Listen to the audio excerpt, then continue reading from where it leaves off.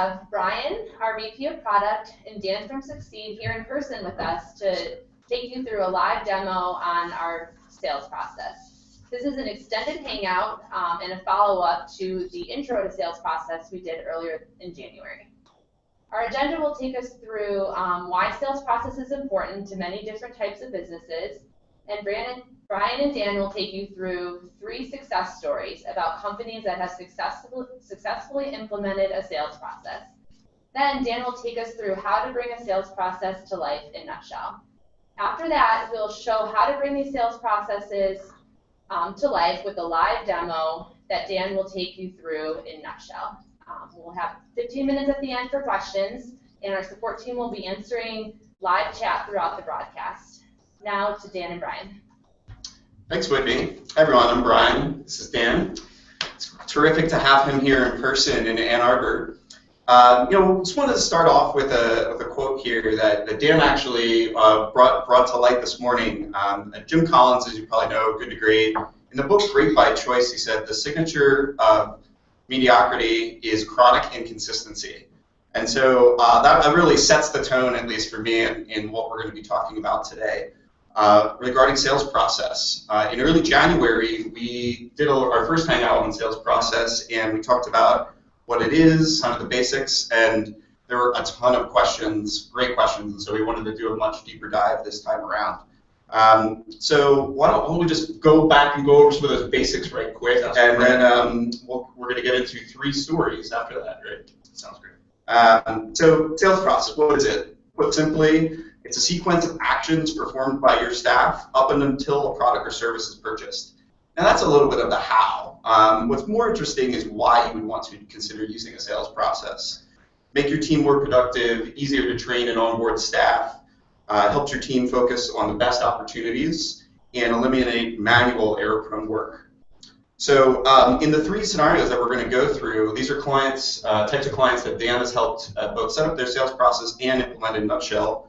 We're going to talk about three objectives that these 3 different companies had.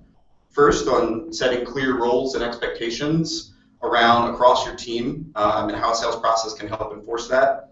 Accountability for new salespeople.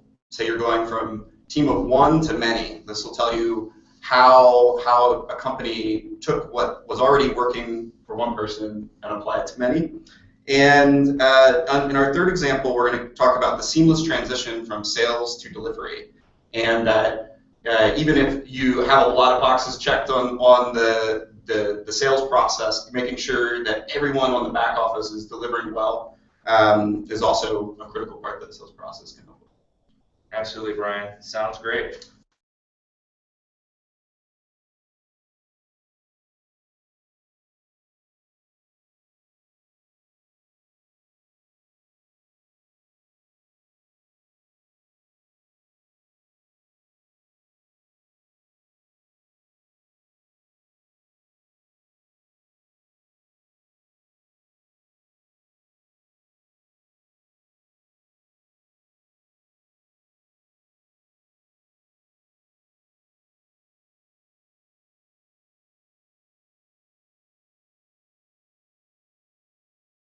Status of this lead and what's the status of that lead, and it was a big waste of time. So what they wanted help with was implementing a system where they could keep track of the process of all the leads. And let me tell you, they get 10 or more leads every single week. So they wanted help keeping track of where these are in the process so they can have consistent follow-through. Because as you can imagine, in the cabinet making world, you have to measure, you have to make sure that it's right from the first time. Because when you manufacture those cabinets, you want to make sure when they're being installed, which could be months later, that they're being put in, that they fit, and that it's exactly what the customer imagined or expected. And as you can imagine, there's probably about 1,000 different configurations with regards to how to configure cabinets in the kitchen. And there are also significant investments for homeowners. Yeah. How did they?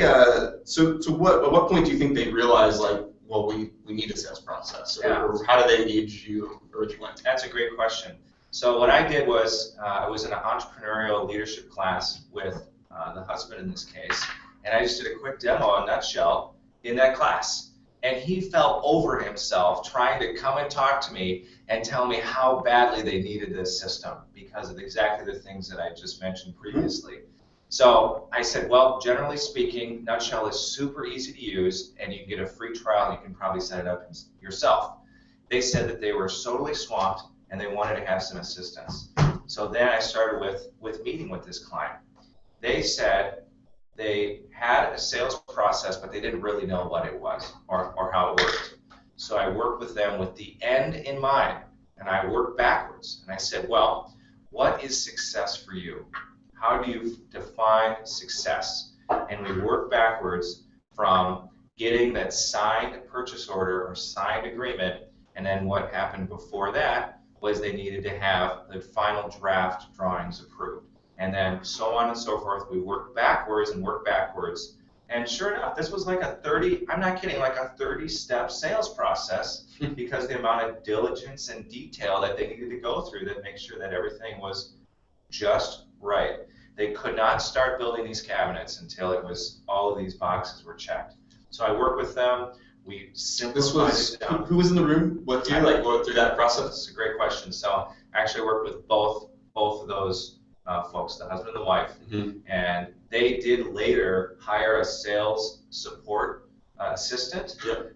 And this set the stage for having a lot of success working with that sales assistant. Because then the sales assistant could dial into different aspects and support the sales process because she actually knew what it was. Yeah. So we narrowed it down, we simplified it, we organized it into just a couple of milestones, and now it's extremely crystal clear exactly where they are in the sales process for each of these leads.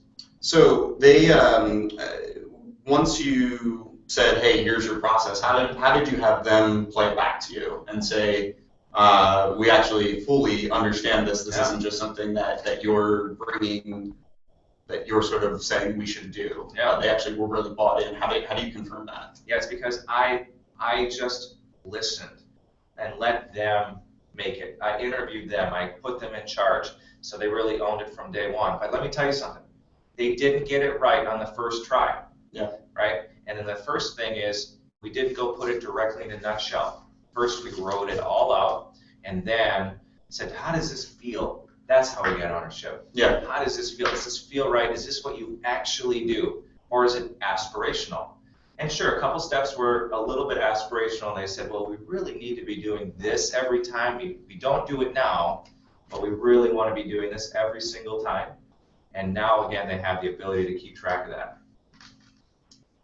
Anything else, like since you had deployed it, did they end up modifying any of it? Like you said, it doesn't have to be perfect. You shouldn't try to make it perfect the first time, but was it you'd like to check back in a few months and see if it's working for them? That's a great question. So I did work with them, and we have made tweaks in multiple times since then. And again, I just set their expectations that when you do change the sales process, you do have to reapply it to existing leads or use the old version of the sales process and use the new one only on new leads. So with that expectation in mind, I said, let's try to get this at least to 80% on the first try. But of course, there were a couple things that when they went into the trenches and really started doing it, we did go back in a nutshell and change a couple of things around, a couple of steps maybe in the order. But other than that, we had it mostly baked. And so in the end, roles and responsibilities between this couple and then the sales additional assistant that they added were really clear from the beginning, and that was sort of the biggest win for them in all of this and why they defined the process. What happened was, instead of the husband walking by and checking in on 3 or 4 different leads, now he can just log into the computer or the app on his phone and see how XYZ lead is doing, and he loves that. And then, actually, the other important thing for the husband, because he likes to have his mind and be a little bit more involved with the production aspect of the business. Yep. What he loves about it is the visibility into what's going to be coming into the shop in the coming weeks.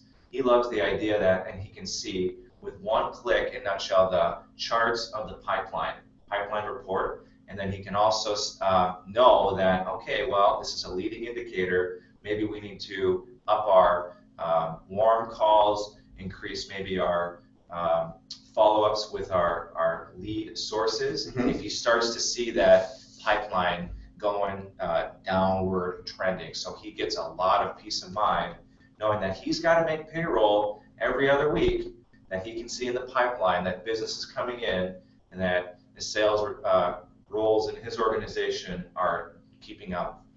Yeah, interesting. Let's jump to another example that I really like. So this is a contract manufacturer, so someone doing some custom manufacturing. And as most small companies start out, who's the salesperson? The owner. And sometimes it comes naturally, sometimes it doesn't. But in this case, the owner was doing terrific. Had figured out the exact process to key in sales, and he was ready to take it from a team of one to many. And so the reason that he was considering a sales process was around accountability and driving that with new people, but also helping teach them exactly how it should be done. That's right. So let's talk a little bit about that. Like, how did that come to be initially? Did he have any process written down, or did you have to extract it all from him? And was it just him in the room when you got working? Let me tell you about this one. They had, I got to tell you, like a 15-page sales process that they used in their organization. That not only was it incredibly long, but it was also out of date. And when I asked the owner, I said, "Do you actually follow this thing?" He said, "No. Well, maybe this part or that part, but generally no." So, right? Yeah. So I said, "Great. Well, we have a little bit of work to do." So I did use that as some background information in terms of helping them determine what their sales process is. But ultimately, I just asked the question. I asked it over and over again. I said, "What are the steps that you take that most often result in closed business?" And of course, he had internalized this process, and he was doing the process.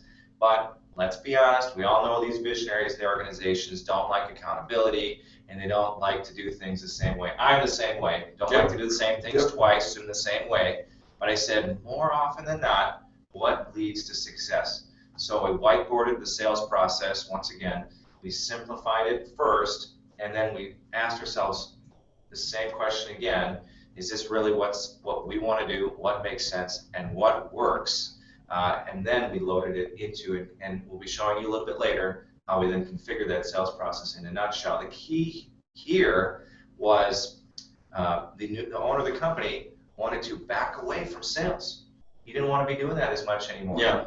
So what he wanted to do, and he did around the same time that I got started, is hired a fantastic, experienced salesperson, younger salesperson, and he wanted to get accountability for this salesperson without micromanagement, without meeting every single day and asking the same question, "Oh, what's going on with that project and this project?" And also, the other thing that we set up with the contract manufacturer is specific sales goals and activity goals. We can talk about that a little bit later too. So, so it was one man sort of show, and once he hired the first rep, what parts of the process were helpful in, let's say, even like training, or maybe making the person know that this is like the procedure as the dude? Like, did they hand him a stack of papers and say this is the process, or did they say, let's shadow me for a day and then use Nutshell to help you walk through and remind you what you need to do at each step in the process? That's right. So it was a collaborative coaching process that the owner worked with the new representative on. And the way that it started is the newer salesperson pushed back and said, "Well, is this step really necessary? Is this step really necessary?" But the owner insisted that they go through that sales process with every lead to see if it's really going to work. And of course, the process can be changed, but the owner knew that this is what worked most of the time. And then when it was able to happen, the sales representative internalized that process, took ownership of it. And so when they did go on those collaborative sales calls, what ended up happening was that the representative would run Nutshell, put everything into Nutshell, use the system, because again, the owner didn't really want to take the time to do that. And so it was a great coaching mechanism. And then eventually more and more they handed off more leads and more of the accounts that the owner was managing to the representative. And he did this, the owner handed this off with confidence, knowing that he could be able to see what's going on and that these opportunities are being followed up on promptly. Terrific. Accountability, our second point, second example. Let's talk about this third one, which is a bigger team. So the first one, husband and wife team. Second, owner going from sales team of one to many. This is a consulting company that has both a large sales team as well as a back office that is fulfilling and making sure that everything the salesperson promised during the sales process was actually checked and signed off on, and there was a seamless delivery from the account executive to the account manager who managed them. Let's talk a little bit about this. These guys actually had a sales process defined. They were selling, let's say, business kind of process services, so they were very process oriented themselves. That's right. How did you get initially engaged, and what did that look like? So with a consulting company that I own, Tech Guru, we implemented Nutshell, and we kind of showed it off. They wanted to see what tools we were using and how we were using it, and their jaws hit the floor when they saw how we had set up the sales process with a Nutshell. As you mentioned, Brian, they're very process driven, eat your own dog food kind of thing. Yep. So they wanted to demonstrate to their clients that they were using the same things that they were recommending that their clients use. Yep. So when they saw the sales process function built into the leads in Nutshell, it was a no-brainer, and they said, we want some help getting this set up. So once again, the first thing I did is we synthesized the sales process down because they had a 30-step sales process that was overly complicated. However, if there's something that's not done properly during the sales process, they could still close the lead, and the client would still engage them, but the delivery team would be completely set up for failure, and that client simply would not stick around. What are some examples of that? Like, what are something that was being omitted and made them, might have gave a good experience during the sales process, but then, first day, check's been signed. Yeah. What kind of balls were getting dropped? There's a couple main, I'd say 3 main sections where expectation would be number 1, over-promising. And maybe, for example, a specific example is saying that, well, we can get started next week. Yeah. Oh, that sounds great, right? Yeah. But they go back to operations, we're booked out for 2 months or something like that. A second thing is, nowadays with paperwork and approved vendors, some of their clients are larger and need to have approved vendor paperwork started a month before a PO can even be issued.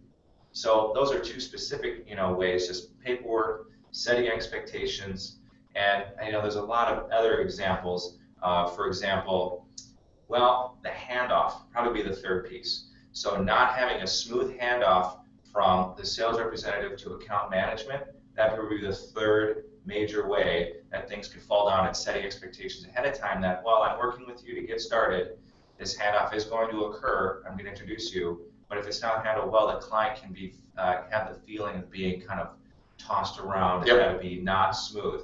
So that's where we look at it from a customer perspective. And it's kind of an interesting way to think about sales process, because a lot of times we think about it, there's the funnel, and we think about moving clients through the funnel, prospects through the funnel. But what I work with them on, taking it from a customer experience perspective, and one of their core values is all around customer experience. Sure. Thrill the customer, delight the customer, I think is the word, and take them through it. So from the customer standpoint, it's a smooth, natural experience through the entire sales process. Yeah. This was a case where they had one defined, and you said you simplified it. How many steps did you cut out? I don't know if that's the right way to think about it, but and I know we're going to actually show implementing this in Nutshell in a moment, a representative of their process we're going to get into. How complicated was it? Or was it not that bad? Like, how much relearning did they have to do, or unlearning of the original process? That's a great point. So with this client in particular, we had 5 people in the room. We locked ourselves in a room with the whiteboard, and we really said, well, what are the steps that actually matter? And we went through, it's called Keep, Kill, Combine is the process that we used. So keep means we kind of put all the steps down. We killed, took things off that weren't value add, and then steps that could go well together, we combined them. And then the next part of it was organizing them into what are called milestones, or almost like signposts that are the major major phases in the sales process. The 3 to 7 milestones. That's how we did it. It was painful, and it took like 3 hours. Well, why don't we get hands-on now, Yeah. and we're going to switch over to Dan's laptop screen where he's going to take us through creating a process from scratch, both talking about creating milestones, creating processes, steps, and let's do it. Thanks, Ryan. Yeah. All right, let me hop over to my computer. All right. One moment. So everyone should be able to see my screen now.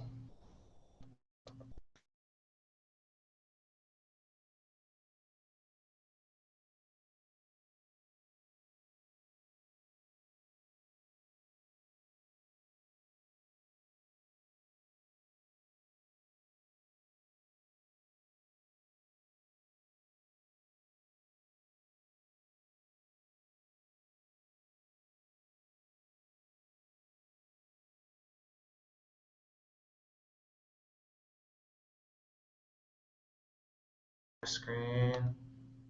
Okay. Boom. I'm familiar with that. All right, we're in business. As everyone knows, with live demos, not everything goes perfect, so thank you for your patience as we work through that. So as I mentioned, we're going to be working with the consulting company that has a pretty straight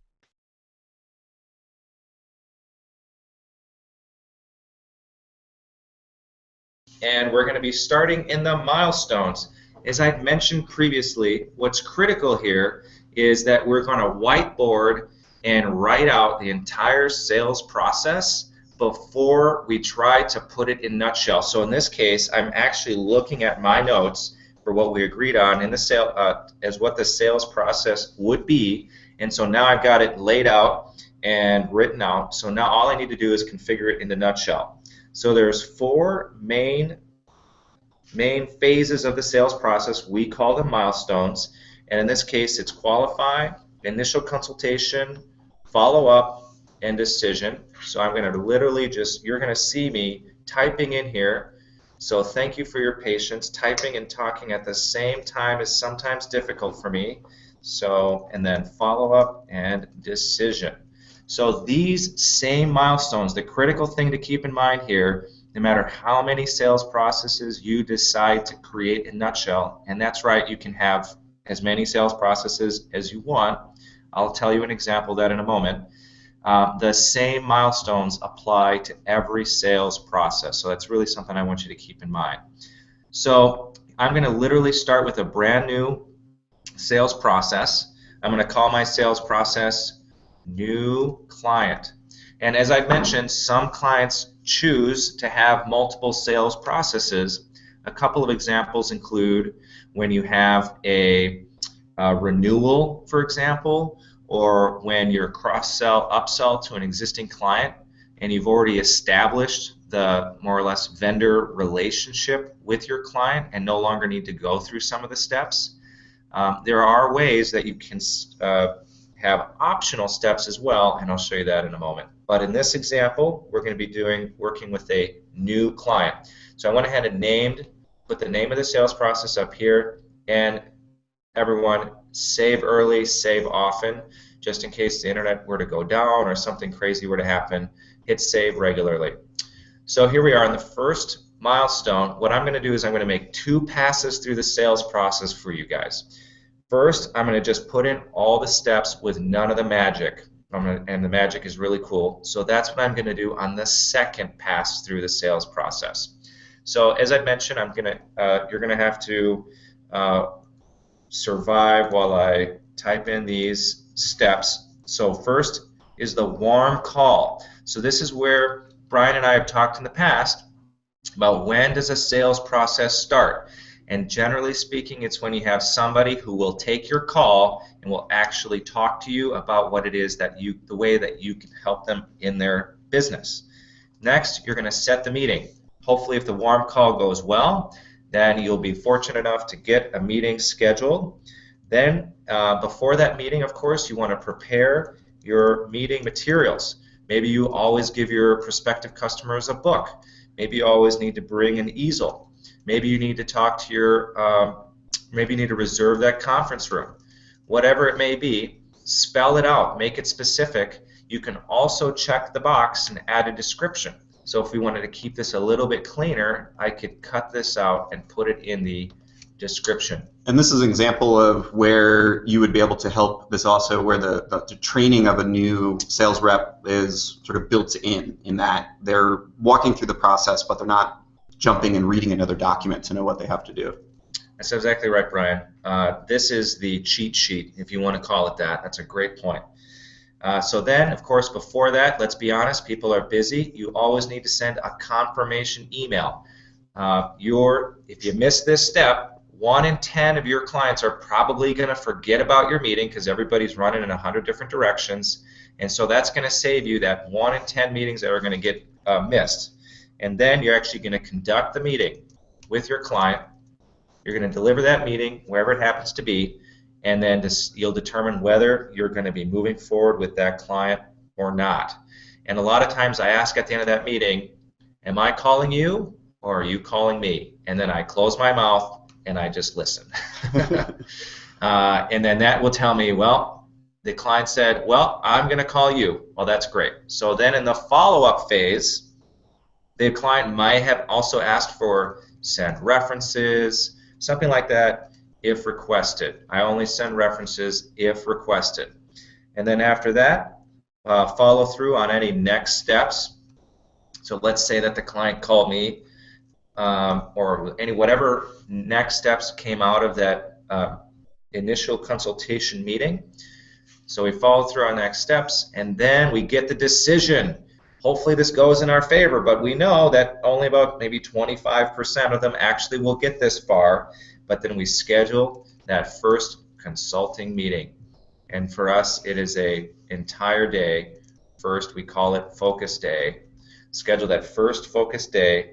And then, of course, after that is scheduled and leading up to focus day, we're going to schedule the meeting. We're going to send, again, a meeting confirmation. And then also there's one more phone call before focus day. Meeting, schedule, phone call. So I just took you through one really quick pass through the sales process. As I mentioned, I'm going to hit save. Save early, save often, especially if you have a longer or more complex sales process. It is really not fun to go and re-enter it twice. Yeah, let's just re-talk about it before actually taking a lead through this. So qualify, initial consultation, follow-up, there are 1 or 2 below that. Those are each of your milestones. Those are each of the parts in the process that are a significant, moving closer to close. So you might even associate a different probability of close with each of those steps. And this is also useful for reporting, right? Generally, that's why you're setting those up. It's a decision point along the way. And then in between here are the activities that you're performing. Should we create a lead and take it through the process? Well, actually, Brian, before we do, and thank you for setting me up for that, what I love to do is show our audience how they can automatically set confidence levels depending on which step they are. What do you think? I mean, I didn't realize I was setting you up. All right, so let's take our audience through a couple of pieces of automation. I mean, the great thing about the sales process tool in a nutshell is this automation. So there's a couple things that you might want to do automatically throughout a sales process. You might want to, for example, as Brian indicated previously, increase the level of confidence depending on which step you are in the sales process. Or maybe you want to make sure a sales process is done in a particular order. We can require previous steps be completed before the next step can be done. And another example would be maybe in the beginning of a sales process, particularly in this example, at the warm call phase, we might want to send that person's email over to Mailchimp and get them set up on an automated drip email campaign, maybe a 6 email over the course of 6 weeks, automated email campaign, walking through this client, this prospective customer, and helping kind of warm them up and keep them engaged during the sales process. And so I'm going to walk you through that. So on each step towards the left, there's all these different fun options. This is where we can set the prerequisite step. And that's like a little magnet. What is that, Brian? Like a link? Link? I think it's a link of a chain. Yeah. Okay, the link of a chain. All right, that makes sense. Then the second one is delays. We haven't really talked about delays yet, but I will mention how delays work in a few moments. And then finally, the magic wand. I don't use the word magic for no reason. It's because it really is magical. So, for example, I'm going to do the Mailchimp email marketing example here. Now, full disclosure, this is sample data, so we don't have the Mailchimp actually plugged in and turned on here. But what would happen is you would click the wand, perform an action, and when the step is completed, we're going to, and of course one of the options would be send to Mailchimp and add to a Mailchimp list. So just imagine that being here, and yes, it works that smoothly. It adds that person to a Mailchimp list, and the way that Mailchimp handles that is it has the intelligence that when somebody's added to that list, it automatically then begins an email marketing campaign called, and it's in the automation section of Mailchimp. But in this example, I'm going to go ahead and set lead confidence. When the first warm call is made, hey, that's a good sign, right? Let's bump it up to 10% because of the number of warm calls that I do. About 10% of them, let's say, turn into potential clients. So, and maybe that's being conservative. Conservative is good. And the thing about confidence is it's used in the pipeline. We talked about pipeline before. Yep. It's used in pipeline reporting to give you an idea. What it does is it discounts the value of the lead by the confidence level and puts that in the pipeline report. It's really cool. So let's say there's also going to be a description. What I could put in the description is my call script. I mean, I could put it right in here. So a little about me, a little about you, forgive my tapping away here, and let's just peruse these other requirements. This is really helpful. You can require that a particular piece of information be added to your lead at various steps along the way. So a perfect example is before we can even check off the warm call, we require that the company be added to that lead. Okay? And then skippable is really handy, and the skippable function means that if a lead or a step in a process is not relevant to that particular lead, it can be skipped by the representative. Can you imagine, Brian, how helpful this would be to a sales manager to make it this, spell it out this specifically and explicitly? Yeah, and I think it comes to life when you're actually in the interface that is guiding you through this part. This is all set up. We're still in the admin side. This is actually, none of this is what your end sales reps will see. Yeah. But this is the tool to build these steps out. But it is very explicit on exactly what the current step is when you're on the sales rep side. Absolutely. And we'll show you the front end, quote unquote front end, in just a moment. I realize I just did air quotes here, but you guys can't see that. So I have to spell it out. All right, so next step is setting the meeting. Now I want to make sure that before we set the meeting and this step becomes workable, that the warm call has been done. Because from your dashboard, if I don't make it warm call a prerequisite, the set the meeting becomes shows up on your dashboard as a step that needs to be done.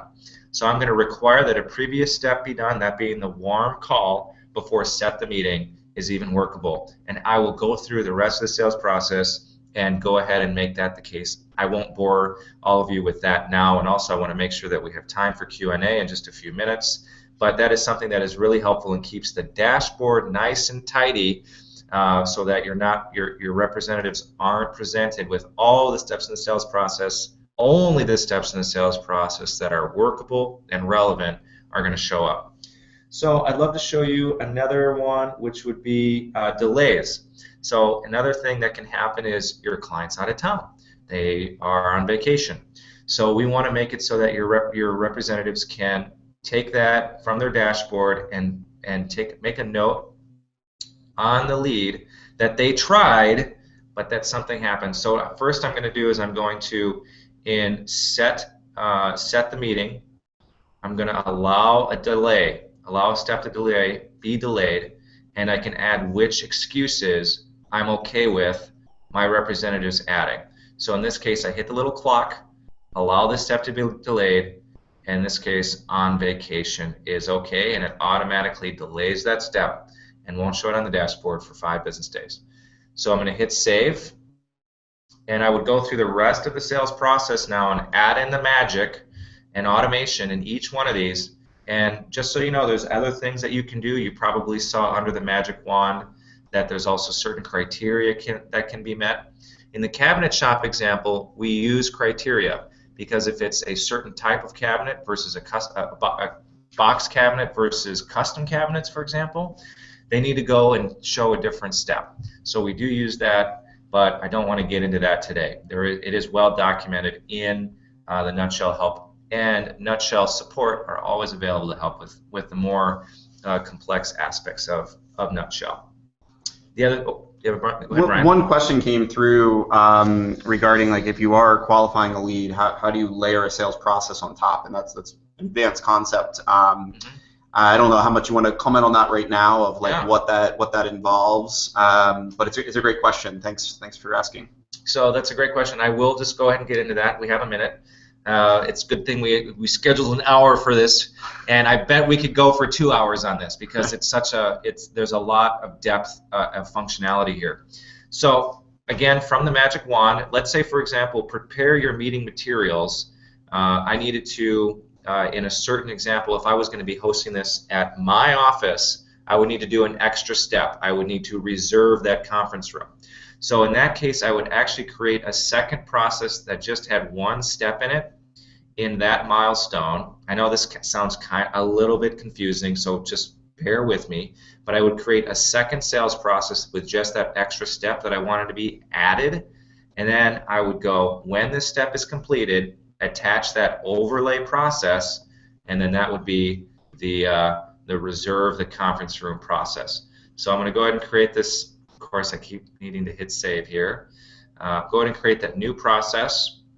So reserve conference room, and under the initial consultation phase, I'm going to add a new step.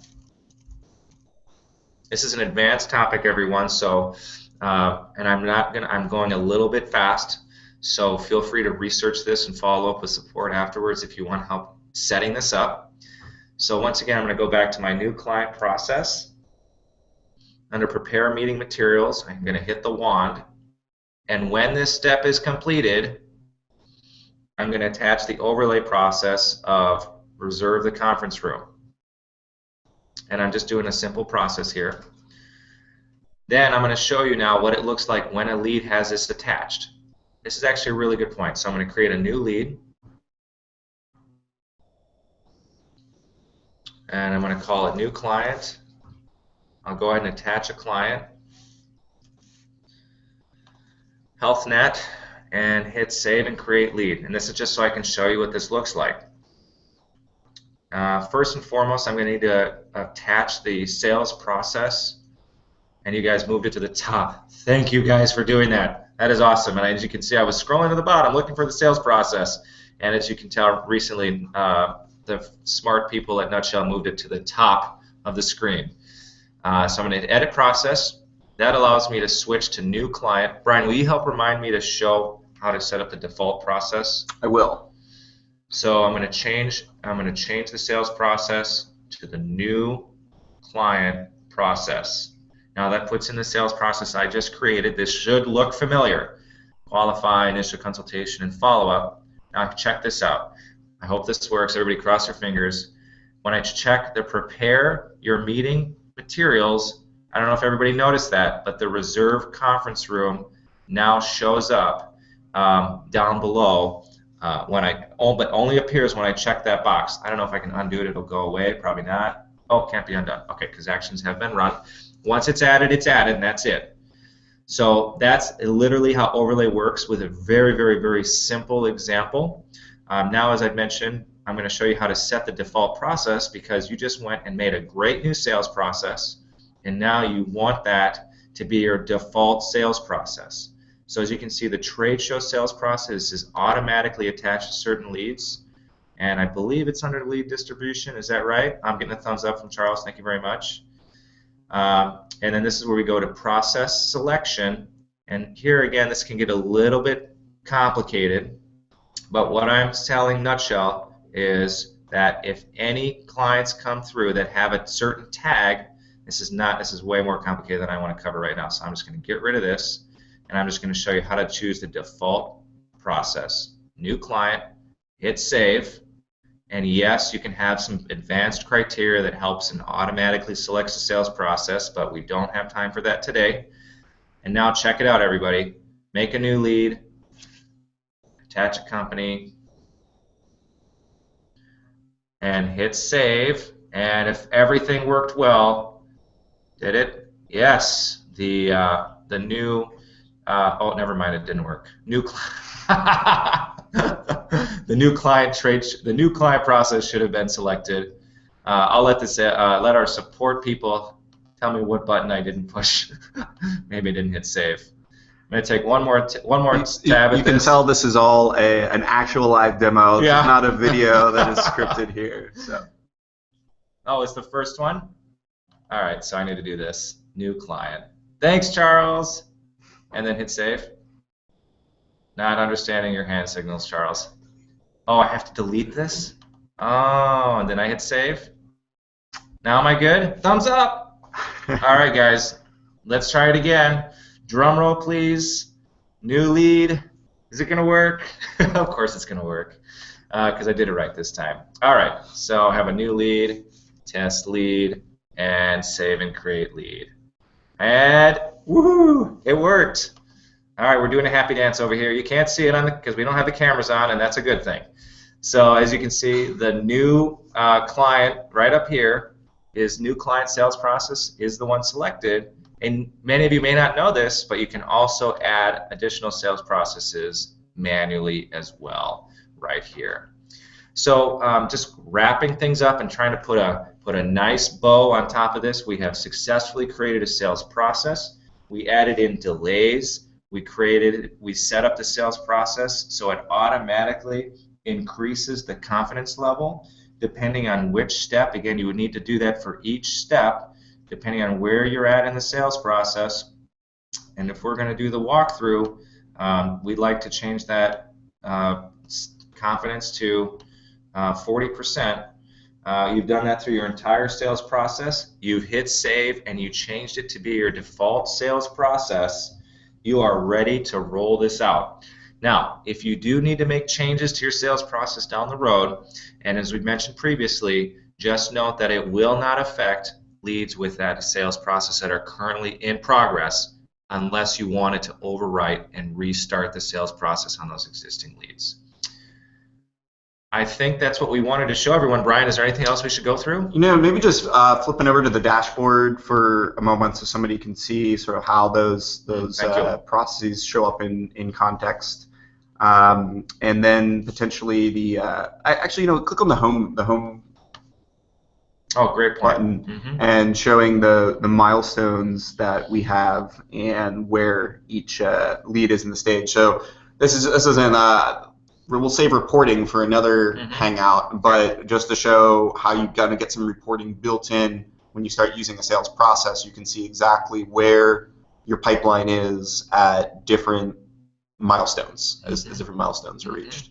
Yes, that's really handy. So in one glance, I can see I've got 35 leads in the qualify phase, 14 leads in the initial phase, and the way that one of my clients uses this is to try to determine where the bottlenecks are happening.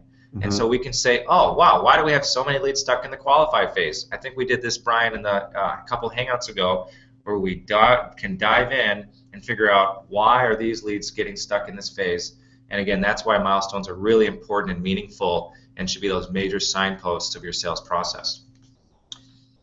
Terrific. Why don't we hop back on camera and see if there are any audience questions, and we'll be done with the screen share portion of this event. I know that was a lot of material covered, everyone. Thank you for your attention. It is recorded, so you will be able to rewatch it, and we'll turn this into some written content as well.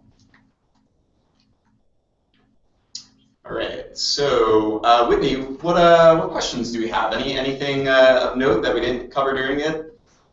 Yeah, we had some writing questions prior to our Hangout, and one of the things that people were interested in learning about is how to incorporate other teams from the company into the sales process and lead process. Do you have any advice of how maybe other team members or other leaders in the organization would be able to use the milestones or reporting to access information that they need?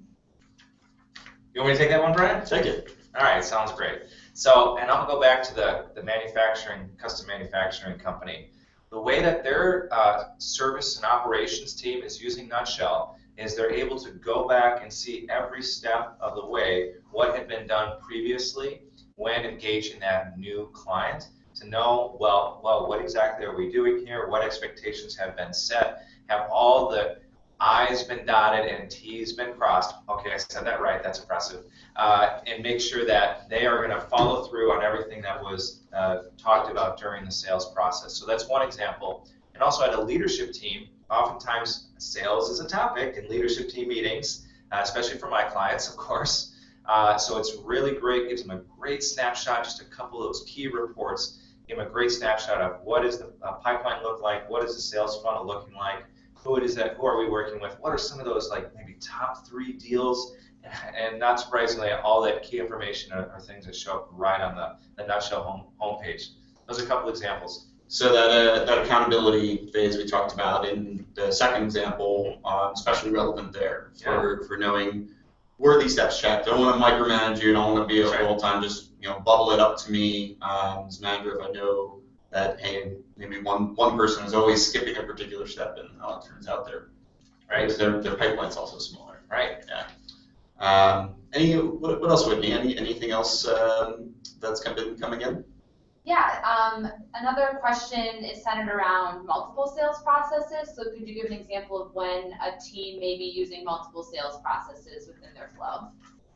Yeah, that's a great one. And we basically showed one that Dan created from scratch, but you actually saw some other processes there. Yeah. For example, getting a lead from a trade show might take them through a different process because the initial conversation that they had could have collected different information. It wasn't a cold call. What are some other ones that you've seen used in parallel for different teams? A couple other examples are cross-sell and upsell opportunities across your existing client base. Yeah. Obviously, we don't need to re-qualify that client all over again, so we can skip all those steps and we can go through the sales process again only with the parts that are relevant when selling a different product or service to existing clients. And you can also have a process around helping encouraging and supporting your sales team in fanning out and selling different products and services to existing clients. Yeah. So another example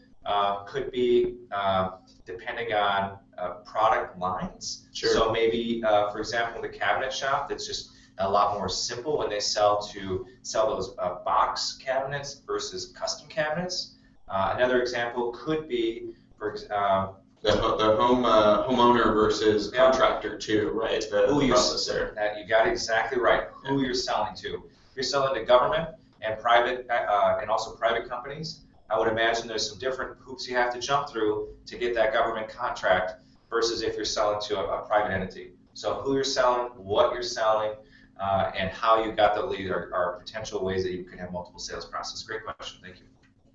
And adding on to that, are there ways to automate leads to be distributed based on the different processes or products you're selling? Yeah, or by territory, lead distribution in any of our examples. I don't know if the teams were large enough to have that. Well, maybe the third one, the consulting one. Are they using any kind of lead distribution? We didn't have a need for that. Yeah. But lead distribution is really handy. For example, like if you have territories, or if you have sales representatives that focus on particular product lines, or if you have sales representatives that again, niche in some way or another, then all you have to do is tag that lead with the right, with the relevant, or make a decision, or there's a, you probably saw it. Our location is our location. Like yeah. If it's in this, coming from New York, going to the East Coast person, San Francisco, West Coast. That's right. So there's lots of different ways to automatically get leads to the right person, but again, I haven't found on the teams that I've worked with that we've needed to set that up. Yeah, yeah. Great question, Ben. Yeah. All right, great. We touched on this a little bit at the beginning about how to most easily adapt the sales process with a team that may not be used to working with the sales process in the past. Would you recommend, how complex would you recommend making that process in nutshell to start off to increase adoption? Great question. Those first two examples were first-time sales process users, right? So was there a magic number of milestones that you found for them? Less is more. We know that, but how do you know how simple enough, but it actually has to provide value to them? Otherwise, it's just a bunch of busy work, right? So what I do, it doesn't a handful of steps, I think, is kind of the number to keep in mind per milestone. But I will just say that it's easy to make steps that aren't actionable. They're outcome-based instead. So what I always encourage my clients to think about is making action-based milestones. Because that way it's like, well, pick up the phone and do something, or send that email, whatever it happens to be, and less outcome-based. That helps increase adoption. And also, what I did with all of those clients and what I feel helps a lot is get them in a room, get them all in front of a computer, and with maybe a projector or a screen, show and teach everyone how to use Nutshell. Yeah. It's really easy to use, and people can generally pick it up on their own, especially the millennials. You just give it to them, they get it. Yeah. But depending on the levels of computer experience and comfort within the organization, take the time and show everyone how to use it and what the steps are. And there's a little bit of nuance to the sales process and the fact that there could be maybe overlay processes and so forth. And demonstrate people how you want them to use it. And I feel like that is just another way to get more adoption within your organization. Yeah, absolutely. I think that's it from our questions today. Everyone, our support team's answering live, and all of the higher level sales process questions have been covered. Fantastic. Awesome. Dan, I really appreciate you coming all the way out here. It's terrific to have you in person today. We really hope we did a lot of work to make sure this content was the deeper dive that people were asking for. So thank you for all the feedback, everyone who has submitted feedback, and especially those of you who responded to the survey that went out recently. We got your responses. We'll do a follow-up. Whitney and I greatly appreciate that. We'll see next time what we're going to be covering. I mean, there's sort of talks around custom reporting, more sales process. Help us make that decision of what you want to hear about most.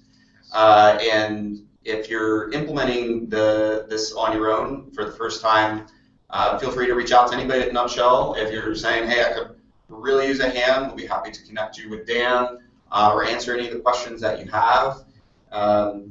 Yeah, Dan, anything else before you hop on a plane back to Minneapolis?